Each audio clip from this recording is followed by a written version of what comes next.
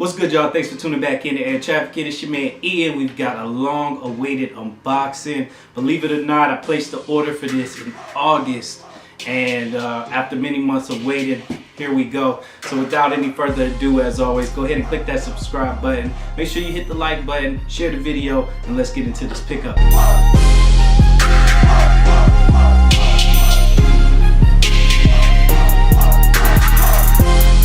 Alright guys, so I do want to state, you did hear me correctly.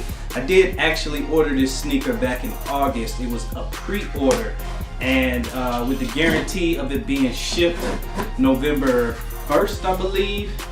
And that may sound familiar because you guys may have tried to go after this particular pair of shoes yourself, or were one of the many people that were basically calling these things bricks, saying that they were ugly Walmart shoes, wasn't gonna have any resale value, etc., etc. I heard it all. Some people like the shoe, some people don't like the shoe.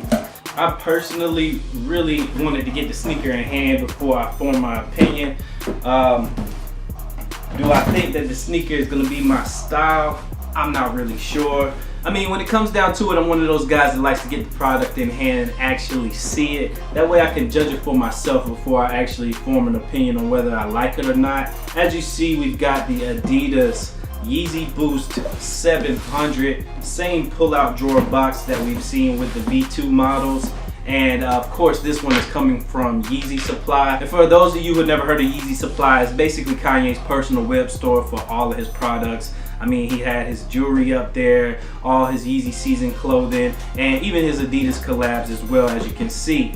With this Yeezy Boost 700 here, it actually debuted on this site, and they did a pre-order, as I said, in August. When they did the surprise pre-order drop, believe it or not, a lot of people were debating on whether or not they were going to pick them up. A lot of people had jokes, of course, and they actually kind of sat for a little bit. If I'm not mistaken, I know I was able to place more than one order. I got these here in first, and I'm still waiting on one of my orders to be processed. I actually added 2 pairs to one order, and they partially canceled it, and I'm still waiting on that one to be processed. But I got my size 12 in, as you can see. And getting them in hand, honestly, I'm kind of surprised. I thought these things were gonna weigh a ton, kind of like the Balenciaga Triple S. Those things are like 4 pounds a piece. But this really is kind of a lightweight shoe. Definitely different. Kanye, of course, is known to be a trendsetter, and the stuff that he brings to the market, he always tries to take it a different direction, in my opinion, and that's exactly what he did with these sneakers. The crazy thing about it is, unfortunately, these things are closely compared to Walmart shoes or something that you could find, I don't know, in Kmart. Personally, I'm just really curious to see if he can get people to jump on this new wave, no pun intended, of these bulky like sneakers, and it seems like a lot of people are jumping on board with that. Anyway, as far as the sneaker goes, on the upper, it is composed of a lot of different materials. We've got black and gray suede on the upper. You can see that around the toe box, and it even wraps around the mud guard all the way to the rear portion of the shoe. On the forefront of the shoe, you also can see several areas where they integrated mesh. You got that forest green mesh, as well as a section of blue on top of the toe box. And for the most part, the other portions that actually include the mesh are going to be in gray. You can see the heel is wrapped in, it almost looks like a jersey-like material. And then, of course, here on the sides, you got some more gray, and your entire tongue is mesh as well. And the last material that they chose to go with on the upper is a nice, smooth, and soft gray leather. And that, of course, just pretty much is for your lacing system there.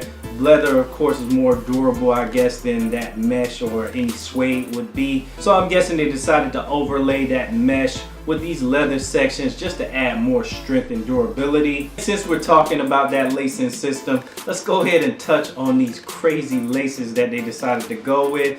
You only get one set, but I just thought it was real peculiar for them to go with a yellow lace like this. It seems like they're just picking out a whole bunch of colors and kind of throwing it on the shoe. But honestly, I can say it doesn't really look that bad. until you get to the laces, in my opinion. I would have much rather preferred to see either a gray, black, or even an orange lace to kind of highlight those details that you see on the midsole there, just to add a little bit more pop.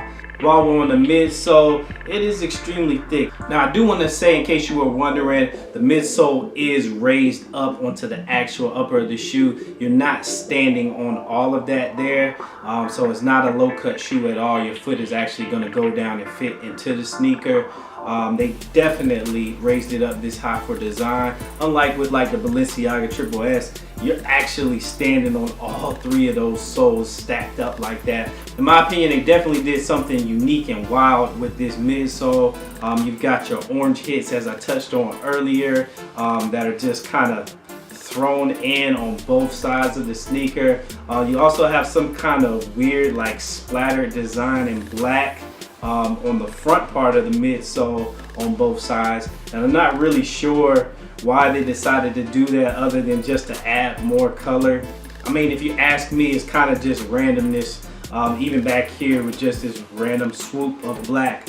I don't know, but it kind of works for the shoe. Moving to the outsole, you got your traction here, of course, and you got the cutout sections that I touched on earlier where you can actually see the boost material. So you know you're going to be getting comfort with this shoe. Even though it's big, as I mentioned, it's lightweight. Definitely glad with this model they didn't try to do anything different and they stayed true to that comfortable boost. Not gonna lie, for a while I was fighting that whole boost wave, but I actually tried a pair on and man, they are comfortable. So I am really expecting this model to be the same. Now the last feature on this sneaker that I wanted to talk about was the fact that it has 3M on it. You do have portions along the tongue that have 3M, but even more cooler in my opinion is the fact that underneath this mesh area right here on the upper on both sides of the sneaker, you actually have 3 stripes underneath it, and those 3 stripes are in 3M.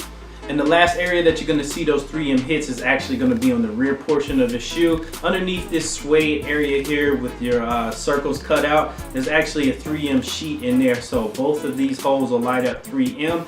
And that sheet actually extends all the way to the heel of the shoe, where you've got another area of gray suede and what looks to be like ventilation holes are cut out. But underneath that area of suede, they still kept the 3M material because in each of those holes you can see 3M. Well guys, that wraps up the sneaker in total. If I had to give my honest opinion on these, they're different. This particular colorway is a little bit loud to me, and I'm not really a gray guy, and with this shoe being predominantly gray, I'm not really thinking I'm going to get much wear out of it. I mean, who knows? I know he has a bunch of other colorways slated to release in this 700 model, and these might just be a big hit later on down the line, if not right now, just because this is the most limited colorway. I know they have like an all black pair, all white pair. I might want to go with one of those before I decide to just go out there and put these on. Again, a lot of people have negative things to say about this sneaker. They say they look like Skechers, they say they look like Walmart shoes, and so many other insults down the line. However, these things are selling for like $700 right now. So you think about a sneaker like this, which was originally retailed at $300, and you think right now they're selling for $700. I can only imagine where they're gonna go down the line. Now I can tell you Yeezy Supply is still sending these things out, so maybe the prices are still high right now just because not everybody's pairs have been sent out. I mean, in my opinion, it's a solid sneaker. They gave us the nice materials. We got the suede, we got mesh, we got the nice leather on the upper. The shoe is just different, so I'm expecting, you know, all the negative comments and stuff like that, just like with anything new really. I don't know guys, you guys let me know what you think about them in the comments below. Anyway guys, that wraps up this quick unboxing and review on the Yeezy Boost 700 Wave Runner. Hit that subscribe button if you're not already. Please be sure to click that notification bell for me so you don't miss any more videos that I drop from here on out. Leave me a comment down below, like the video, share the video if you're able to do so. As always, follow me on Twitter, Instagram, Snups app, and Snapchat now at the name you see on the screen at this time. And keep it locked there at Traffic for more dope exclusive unboxings on sneakers just like this one. Till next time, I'm taking off.